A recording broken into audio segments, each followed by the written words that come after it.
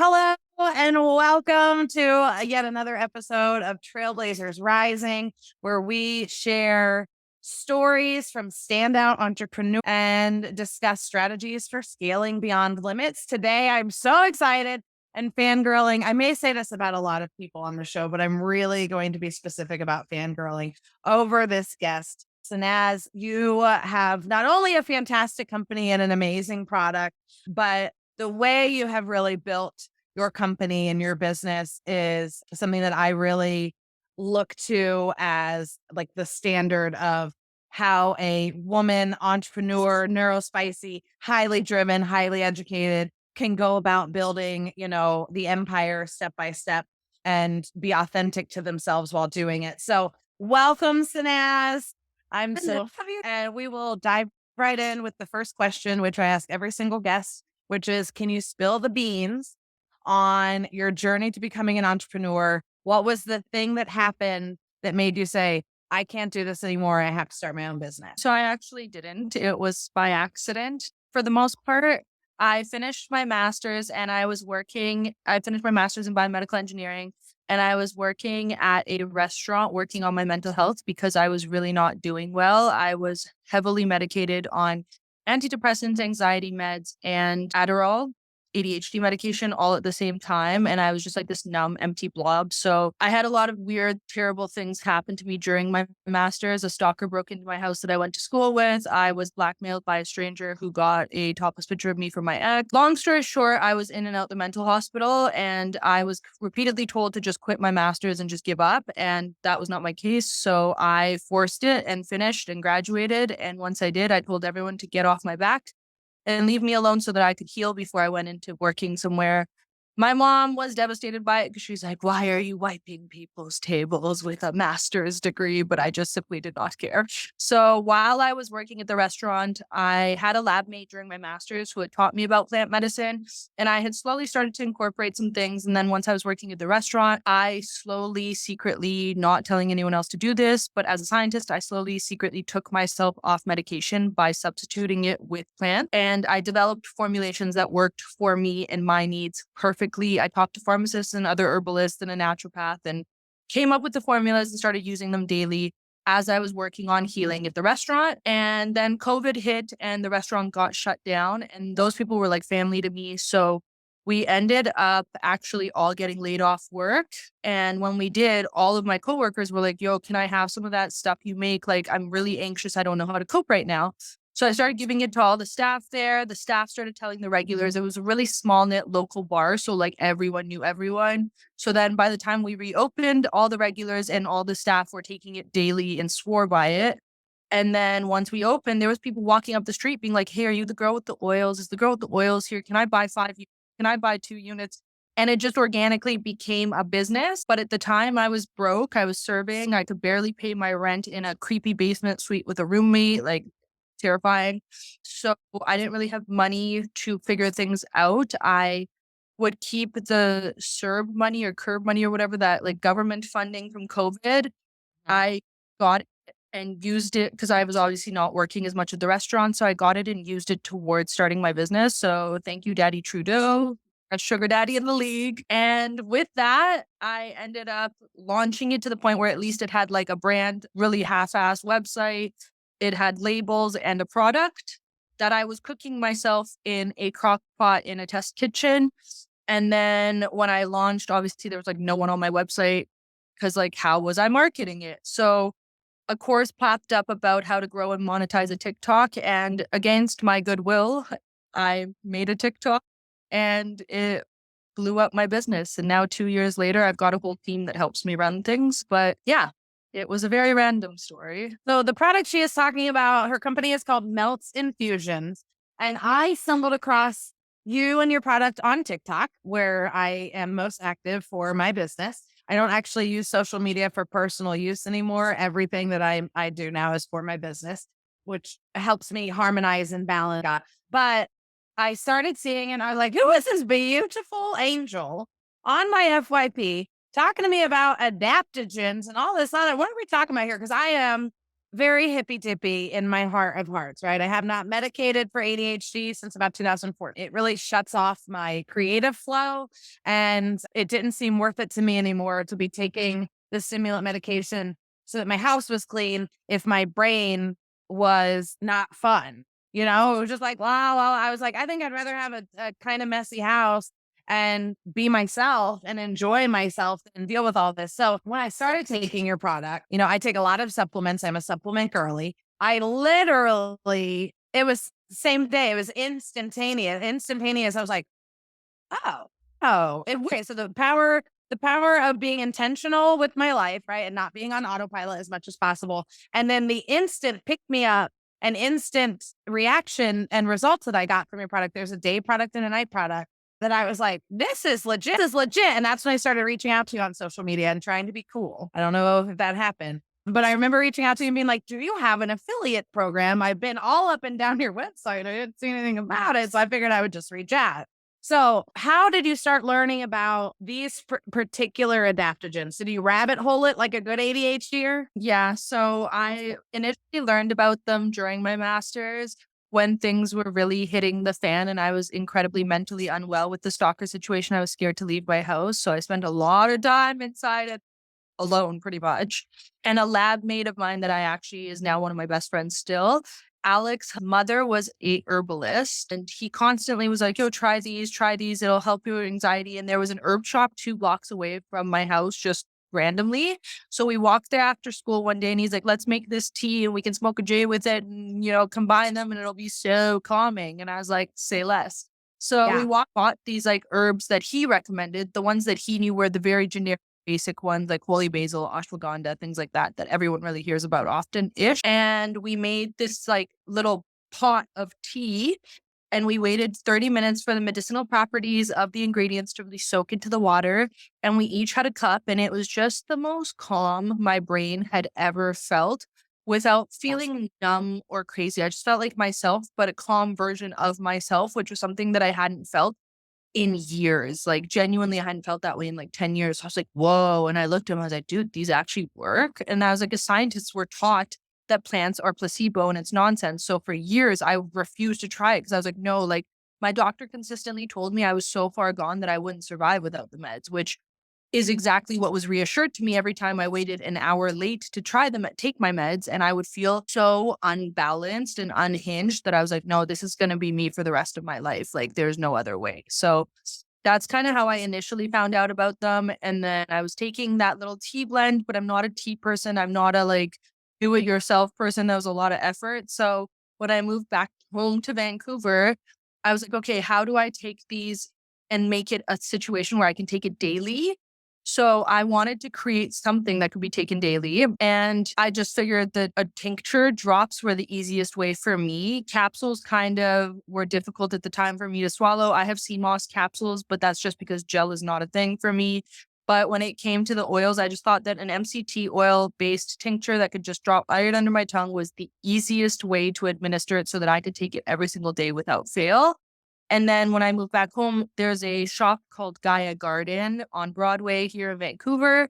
And they have a ton of herbalists and naturopaths that work there. And they're so informative. So I would just go in every day and like ask them questions. What would go well together? What would help me with my mood? What would help me with this, that, and the other? And eventually I just tried different things and read a bunch of different books, went down the rabbit hole of scientific research and came up with formulations and then tested those formulations and tweaked them every week and saw what was working, what wasn't. And eventually after like 5-6 months, I came to a formula that was like perfect for me. And that's when I slowly started to come off my medication and use that to kind of balance out the withdrawal and negate any negative side effects. And I did it super slowly. Like it took me 3 months from the day I started weaning off to fully be off of them. And yeah, now a lab, but it's my formulations and my brain.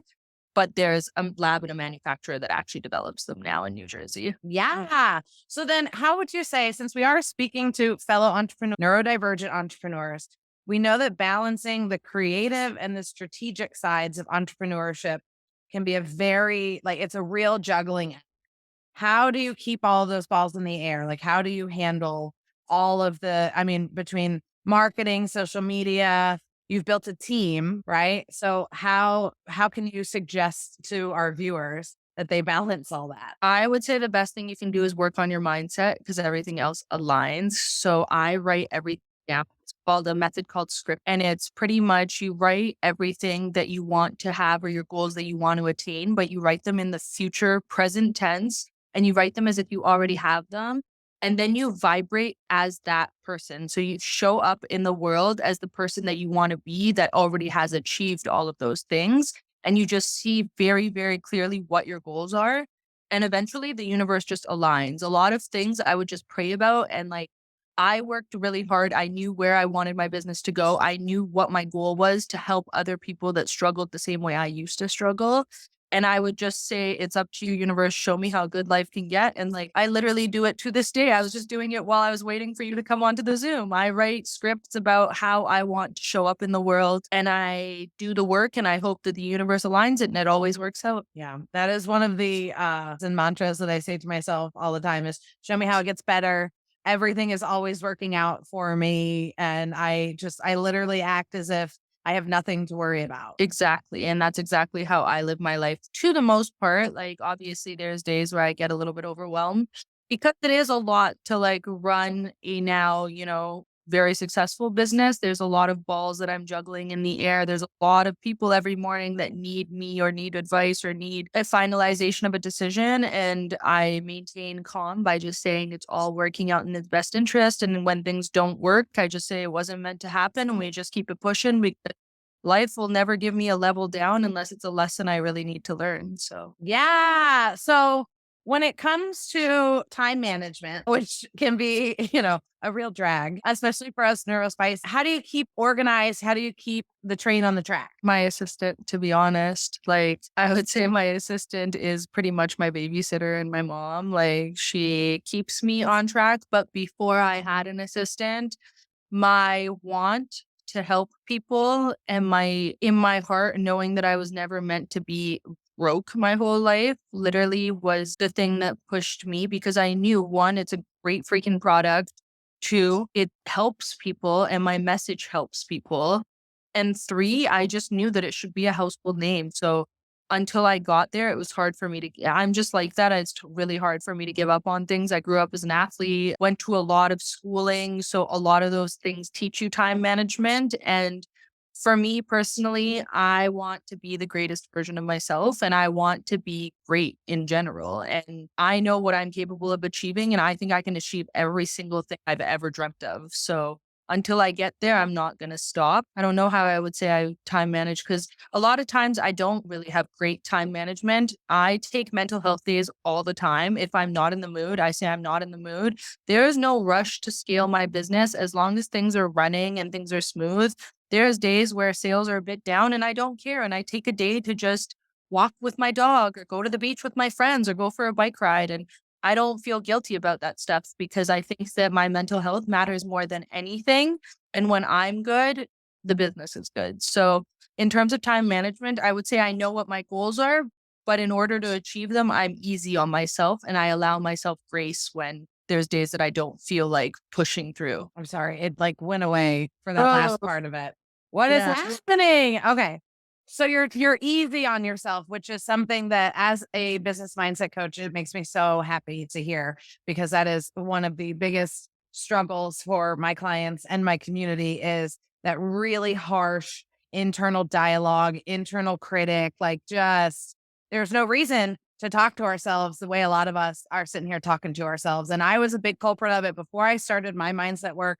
And when I was working in a restaurant, because I was working in restaurants pretty much my whole professional life, either property management or restaurants. And I left my restaurant job of 5.5 years to do my business, my coaching business exclusively in 2021. And my ability, I would say, to not spiral and have to talk myself off the ledge, so to speak, was really like you just come face to face to it all of a sudden. Like I used to stub my toe and I would cuss myself out. I'd be like, damn it. And I'm like, why you got that? And I like literally one day I just went, why talking to myself like this? Like I wouldn't let my kids talk to themselves like this. I wouldn't want my husband to talk to himself. I wouldn't want my best friend to talk to herself like this. Why am I beating myself up? It doesn't make any sense. So I love to hear that. And it runs into, we know that running a business can be stressful, right? I'm running two businesses. you're running a business. What is your self-care practice to keep you sane and centered and grounded? Is it those just random self-care days off, or are you intentional about it regularly? So I try to journal every day, and I've actually been journaling pretty much every single day since before I launched my business when I was just struggling with my mental health. So it's really beautiful to see one, like your goals kind of starting to achieve. It's beautiful to see your mindset starting to shift and change. It's just cool that when I sell melts for $500 million and I like put it public, there's going to be a day of my struggles, of my like ups, my downs, what I went through, who I was talking to, who I had to cut off to level up, all that. So I definitely swear by journaling. I go to hypnotherapy once a month. She helps me with my subconscious mind and my self concept. And then she actually makes me guided audios personally made for me that I go to bed and wake up to. So the 30 minutes before bed, 30 minutes when I wake up, I turn on guided affirmation audios and hypnoses that are directed to me. So in them, it's like my TikToks go viral and help millions of people's per day. My business is helping the world like heal. And so with that, it helps me kind of just subconsciously believe in everything that I script out. And then again, I do scripting. I believe in the law of attraction and the power of the mind. I talk to myself nicely. I make a habit of that. I cut out any negative stimuli. So I used to listen to a lot of rap music. I still love rap, but I've definitely cut down on it a lot because the message is not something I often agree with. So I've substituted that for a lot of Afro beats music that's more about love and light and positivity and blessings. So I watch more positive TV now. I've cut out as much of like the crime dramas I used to watch. I've cut out toxic friends. I've cut or lowered my interactions with toxic family members. I've pretty much cut out anything that was not helping me vibrate at a high frequency. And then I also go to hot yoga a few times a week to balance my mind, help with my physical activity and then my mindset. And I take cold showers a few times a week that are good to increase dopamine for the neurospicy ADHDers that are lacking. So I do a You lot. must have just been stalking my TikTok channel, because every single one of those things is what I make all of my clients do. So I'm so excited to hear you say that. And have you been thinking about getting a cold plunge pool? Yeah, my future home. I definitely want to have an infinity pool, a hot tub, and a cold plunge like in my backyard. But that's like my 2-year plan. Hopefully, a husband and a child will also accompany me. So we'll see how that's going down. Yeah, there's a really cool one. Tony Robbins has a documentary on one of the, I don't know, Netflix or whatever. And I watch it every once in a while because while I don't want to be Tony Robbins and I don't necessarily agree with everything he does, I have mad respect for his drive and his ambition and his ability to carve out his own community, right? And do things his way and really impact people. And he has in his Beverly Hills home, he can open his sliding glass door in his bedroom. He's like 9 feet tall and he has a cold plunge built in. So like literally it's in the ground and he literally drops in it and disappears and then comes back out and he's ready to go about his day. And I said, bitch, that it's like that visual of him, just coming out. I said, absolutely. Hashtag motherfucking goals right then and there. So yeah, and cold exposure is super duper effective at rewiring the nervous system, regulating the nervous system, and giving us that, what I call extended release dopamine, right? Because we know Oreo is quick release dopamine, right? I can go have 2 Oreos, bing, bang, boom. I'm going to be ready to knock out this email in 20 minutes. But we also know it's going to go away really fast, right? So it's like Vegas hits of dopamine and then those extended release hits of dopamine, which is, if we can find that balance and that harmony in between both of those, we'll be a lot better off. So we know that you are not one to settle for the status quo. Obviously, you stumbled upon this business and you're building this company at such a unbelievably, beautifully, amazing, rapid rate. How do you stay ahead of the curve and keep your business pushing boundaries and breaking barriers? So in late November, early December, I actually hired a business mentor. He's a serial entrepreneur. And in my perspective, you should definitely, because I got to a point where at the end of the day, I'm an engineer and a scientist, and I understand the human body, the brain. I understand our inner functionings and science. I'm not a business person. I'm getting there. I'm learning, but I don't report to be the end all be all. And I know I'm not. There's a lot of things that I don't know. So for me, the best thing I could have done and the best thing you can do as an entrepreneur when you get to a point where you feel almost like you can't grow any further is to start reaching out to people that have knowledge that you don't have. So, one, growing my team, and two, the main thing was hiring a business consultant who is a serial entrepreneur who has owned 10 to 15 different businesses, multi-million dollar businesses. He's owned generic restaurants that a lot of people know of. He's owned things that he started completely on his own. He has got his hand in a few other random businesses, and he helps with the infrastructure and the organization of everything in order for us to scale even more. And I think that's super powerful to have an asset like you or whoever you may find is helpful for your business. But I think having an advisor or a mentor or someone who's done it before and done it better than you at this current point is super powerful to grow and to scale. Absolutely. Everybody needs some sort of coach, mentor, consultant, somebody like that to keep them moving in the right direction. So we know with neurospiciness and being a woman just in general, that imposter syndrome is the worst. We know imposter syndrome is the worst, but I'm interested to hear from you how you fight those feelings of self-doubt and how do you stay confident in your vision? I know it sounds weird, but like I don't really have self doubt as much because I've always in my heart known I was different. It's this weird feeling that I've had since I was a child that I never thought I would get a 9 to 5. I never, like, for some reason, I just didn't. And even when I didn't think I would ever start a business, I knew that I was special and my life was going to be grandiose. And I didn't really understand. Whoop, you froze again. Oh, there you are. Hello. I knew that I was special. That's what I heard. I felt different. And because of that, I've never backed down from what I think I can achieve. And I listen to a lot of Gary Vee podcasts, and a lot of it is just if anyone else has ever done anything on this earth, why can't I? And at the end of the day, I'm super educated. I come from a good family. I have all of the resources possible. I am like attractive, at least in my opinion. And I have all of the tools that any other person that does great things would need. So why can't I also achieve greatness? I love that. Oh my God. I love that so much. So then I have one more like official question.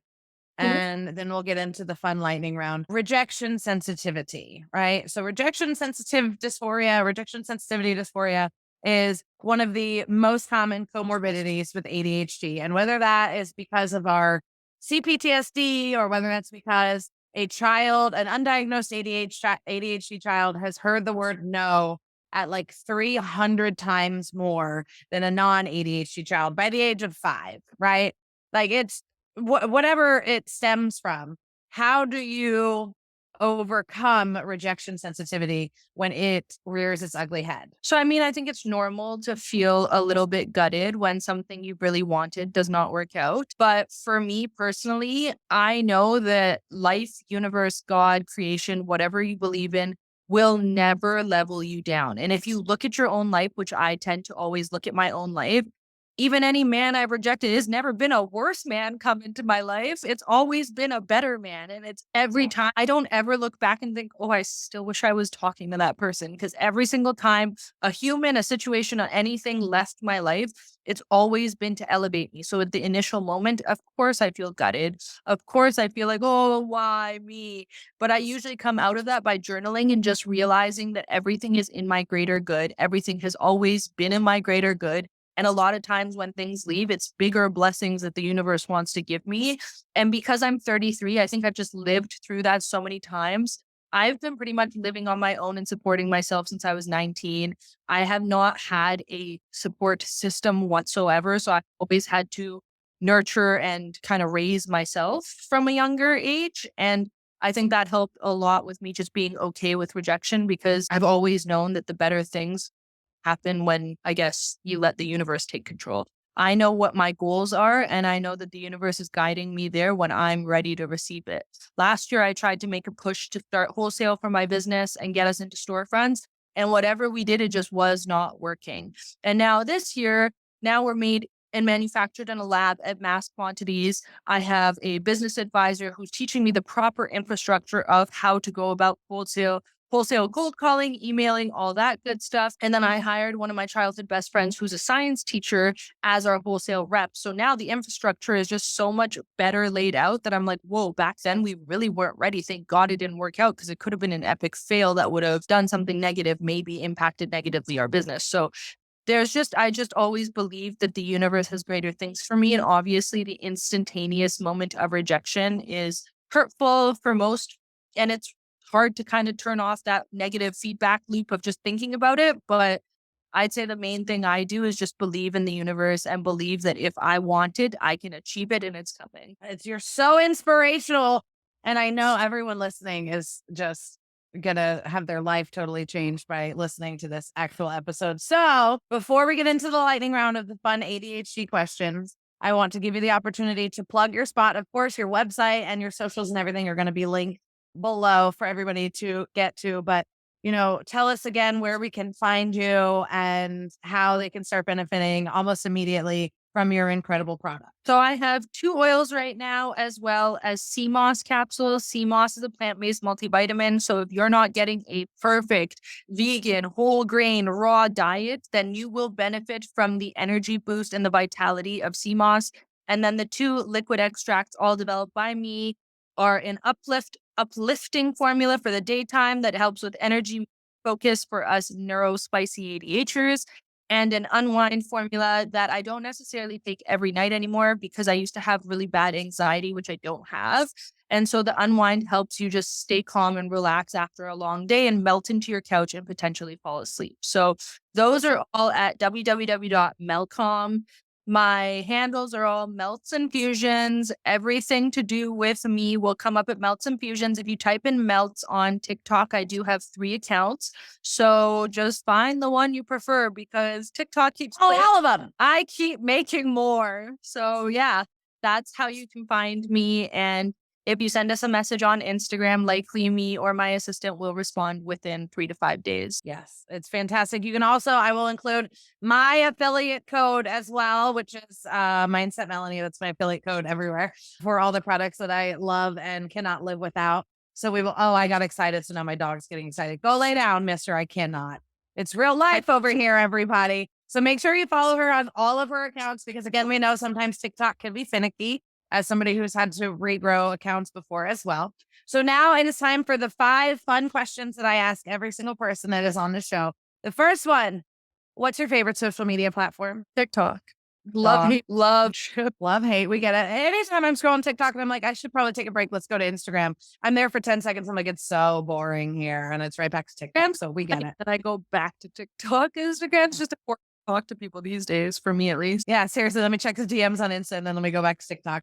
Right. Second question. What is the most recent rabbit hole you've gone down? Conspiracies about the medical system. So when we get off this call, let's continue that conversation, because I'm involved in that too. Third question, and hence why we get banned. Third question. What is your favorite emotional support show? I really like Housewives. It is mindless, numbing drama, but like Housewives of Beverly Hills, you get to see beautiful homes that you can manifest yourself living in. You get to see beautiful outfits you can manifest yourself wearing. You get to see other really successful individuals, maybe their husbands, maybe them, but it's people. Oops, I'm sorry, there was a little glitch. But it's people that have attained to some form the success that I wish to achieve. So for me, that's what I like to watch, is just mindless reality TV. Housewives of Atlanta, Beverly Hills, Salt Lake City, and Potomac are my favorite. Mine are Beverly Hills, OC, and New York. I've never watched OC. I need to watch OC. I watched OC since the beginning, like when it came out in like 7 or 8 or whatever it was. Like it was a long time ago. I remember watching it. I remember being like, this is something. But I believe the same thing, that you can watch shows about people who have what you want and it will help you manifest and get on that level. So, also, by the way, new episode of Succession comes out very, very soon. So I will be watching that one. Fourth question. Have you had any water today? You're literally propped up on my water bottle. Yeah. Look at that emotional support cup. That is beautiful. Stays cold for 12 hours. Like ice cold. This is the best. It's not cheap, but it is the best water bottle a human being can have. And I swear by it. Cork's cool. That is beautiful. It's better than I love it. my opinion, and it's prettier. We love it. All right, last question. What is your current dopamine snack? Snickers. I'll agree with you there. There's always dopamine in a Snickers. I'm not going to lie. There's always dopamine there. Mine right now are Oreos. For sure, Yeah. for sure. Good stuffed, and it was just too stuffed. There was Yeah, it's too much. I was like, It's too much. out the excrements and like put them aside and just like I was like, I should have gotten the thin ones. This is too Yeah. much stuff. Yeah, absolutely. But I mean, I hear that sound in my sleep because teenagers in my house. We can't even leave them out anymore because if we walk by and see them, nobody's able to not grab any. So we have to like make it something like an ordeal to go and get. We can at least appreciate them. So my wonderful, beautiful friend Sanaz, I want to thank you so much for being here and for doing this interview. I know this is going to be so impactful on my listeners with the neurospiciness and the desire to build companies that are incredible. So any parting words you want to leave us with before I stop the recording? My main thing in life is if you think it, then it will happen. So be nice to your brain, be nice to yourself. The voice inside your head is a roommate. It is not a symbol of who your soul is. It's a symbol of what you've learned from the day you were born till the day that you are living currently. If you don't like the voice, reprogram it and it will change your life. Oh my God, I love that. I couldn't have said it better myself. So we love everybody. Okay.